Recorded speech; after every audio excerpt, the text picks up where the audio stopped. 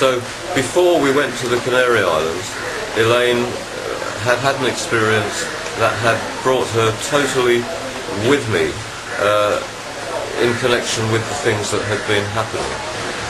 One of the things that we began to notice at that time was that there seemed to be a strange link between the things that were happening to us and the number 7. We noticed, for instance, that each of our birth dates added up to 7. My age was 43, which adds up to 7. Elaine, in 1996, which also adds up to 7, was 34, and the month in which we had discovered the 7's link was the 7th month, July. Later we were to discover that it was being shown to us as a clue that was to lead us into a knowledge that eventually led us to the thing that I'm going to demonstrate later in this film, the thing that is the real Da Vinci Code. Now, towards the end of July, on a Sunday, we left Keeper's Cottage and we started on our journey to the Canary Islands. On that journey to the Canary Islands, a very blatant sequence of events occurring that involved the number 7 happened. They happened in such a way that it was absolutely impossible to miss the fact that they were happening by design. And what it showed us was that the timing of our journey had been planned in order to provide the sequence of 7's link that happened all the way to the Canary Islands. And when we got to the Canary Islands, we discovered that the Canary Islands themselves are locally known as the 7 Islands. So by the time we had arrived there, we had learnt a bit about synchronicity and about the fact that God was organising our journey as a kind of teaching program. After the initial sequence of 7s had occurred that had woken us up to the existence of synchronicity, a sequence of synchronistic occurrences involving the number 11 happened just as blatantly as those in which the number 7 had been brought to our attention. During our time in the Canary Islands, we also started to realise that the synchronicity, which is a way that God communicates with people, is not just shown to you in numbers, but in all the things that are around you in your daily life. The number 7 had been brought to our attention. During our time in the Canary Islands, we also started to realise that the synchronicity, which is a way that God communicates with people, is not just shown to you in numbers, but in all the things that are around you in your daily life. And we started to comprehend the fact that it is possible to be educated by taking note of the signs that exist around us. On the 13th of October 1996, Elaine and I, after leaving the children in the Canary Islands with friends, took a flight to Dublin. The flight left Tenerife at 7 o'clock in the morning and arrived in Dublin at 11 a.m. When we bought the tickets and the travel agent told us the timing of the flight, we knew that it was a sign to let us know that we were taking the right path. Now, I'm going to cut the whole story short for this introduction because I want to get on to demonstrating my proof about everything that I'm going to tell you, and I don't want to have you sitting there a long time, so I'll keep it to the basics.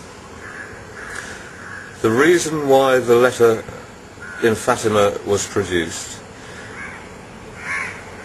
was to provide a kind of identity link to me that could only have been produced by God, because I wasn't born until the year 1952, and yet a letter had been written in my handwriting in the year 1917.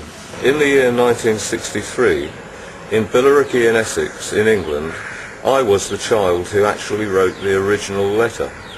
It happened one day after school, after I had had a very, very intense experience of love that was triggered by a sighting of a girl in a corridor in that school.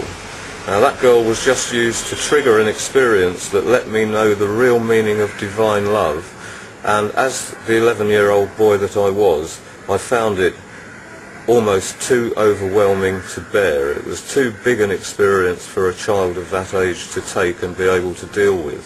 So my way of dealing with it was to go home after saying nothing about it to anybody, because I knew nobody would understand what I was talking about.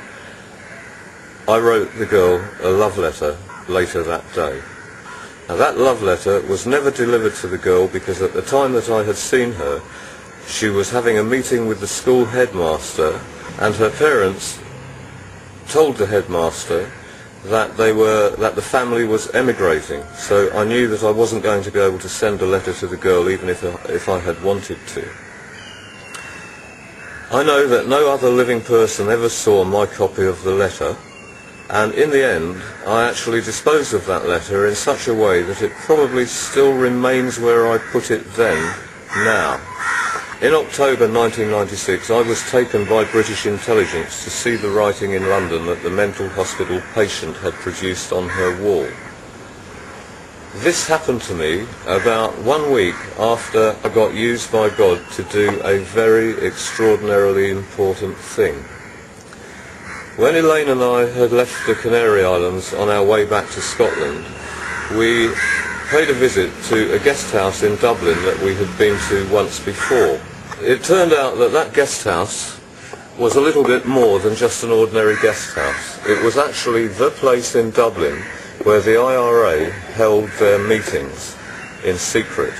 Something happened in that guest house that enabled Elaine and I to know that the building was being bugged by British intelligence in order to listen to the IRA meetings, and that the IRA had no idea that British intelligence knew their meeting place.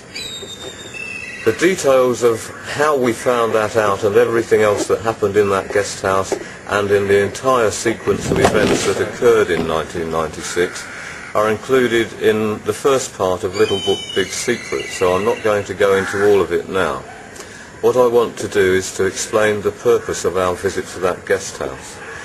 On the second night in that guest house, I was used to deliver a spontaneous message directly to British intelligence at a time when they were already looking for me in connection with the fact that they knew that I was the writer of the original Fatima letter. MI6 received the message by means of their own bugging devices that they were using to spy on the IRA. And the message that I was used to give in the middle of the night was an ultimatum from God. The purpose of the writing in London and the writing in Fatima was to identify me to them as the genuine messenger. Now that message, as I said, was an ultimatum, and in that message British intelligence and the other interested parties who heard it, who I know included the Vatican and the American CIA, were told that if they don't change the way they're governing the world, which is actually a very corrupt way, that their power would be taken from them. But they were not only told that their power would be taken from them, they were also told that the means by which it would be taken would be global catastrophe. At the time of the writing of the letter of the law, synchronicity happened to me that let me know that the town of Oban in Scotland may have to be used as a demonstration of the kind of catastrophe that will occur in this world if the corruption of our leaders is not stopped. Now, that kind of catastrophe involves an asteroid strike. Later, when the Kelly family left India, we had to stay out of Britain for obvious reasons, and we ended up spending 7 years, or nearly 7 years, in Australia. During that time, I visited the town of Bowen in Queensland and made a similar discovery. Quite a long time before I knew about the existence of the Anna Code, we had been warning people that Oban and Bowen may be used as the final signal for mankind to let us know that the catastrophe is coming. Now, if that signal does occur, and the governments and the people who are hiding the events of 1996 don't at that point tell the world the truth, the bigger catastrophe will occur. And that catastrophe will also be caused by asteroid strikes, but ones of a much bigger nature. It will also involve the eruption of 2 supervolcanoes, so it will be a very, very total catastrophe. Now, since 1996, the British government, the American government, NASA, the ESA, the European Space Agency, and most of the world's astronomers have been encouraged to search the sky for asteroids and to try to devise methods of deflecting them to avoid damage to this planet. That was the way that our intelligence organisations responded to God's warning. They did it that way because they are totally insane. Now, they were advised to tell the world the truth about it all, and the truth about all of the other things that they've lied about in order to maintain their corrupt rule. That rule has lasted for centuries, and they have been keeping very big secrets from the people in order to keep it going for a very long time. One of those secrets is the thing that has provided me with my proof about all this. During the ultimatum, I had to tell them that they were being given 3.5 years to start implementing the policies that I had to tell them about. Now, those policies were just basic, obvious things that would be the right thing to do to make this world into a better place. Things like getting rid of all the nuclear weapons, dismantling the barriers between people, like the country boundaries, the borders, giving all the people in the world an equal deal by sharing out the world's resources in a way that was not governed by a profit motive. They were also told to use clean technologies and repair the damage that has already been done to the natural environment. Above all, they were told to tell the world the truth and thereby change the thinking of the people of the world so that understanding could be given to them. They have done none of it. Instead of complying with the ultimatum, they hid it, and they have actually murdered a number of people in high places in order to keep it hidden.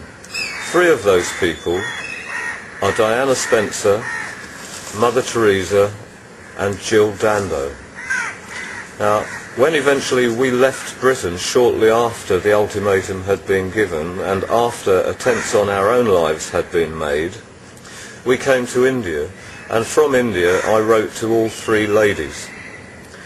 I told them all about the writing on the wall and what had been hidden, and I told them that I had written to each one of them, so each of the 3 women knew the other 2 women had been contacted.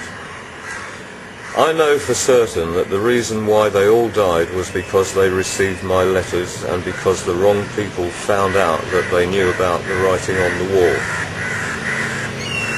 The tool that I have been given to prove my case also proves that. The next part of this introduction to my books explains what that tool is, how I came by it, and it shows some of the proof that is included in the books that proves the whole of my story. The code that I was led to 3.5 years after the ultimatum is the thing that Dan Brown hints at in his book The Da Vinci Code. Leonardo da Vinci at one time had been one of the people who had been led to the discovery of that code in a way that was designed by God for him to do so. In the year 2000, I was led to the rediscovery of that code by a route that God had planned to enable me to do so, because they did not use the 3.5 years that they had been given to start implementing the positive policies in order to save this world. So in the year 2000, I was given the start of the thing that led me to my proof.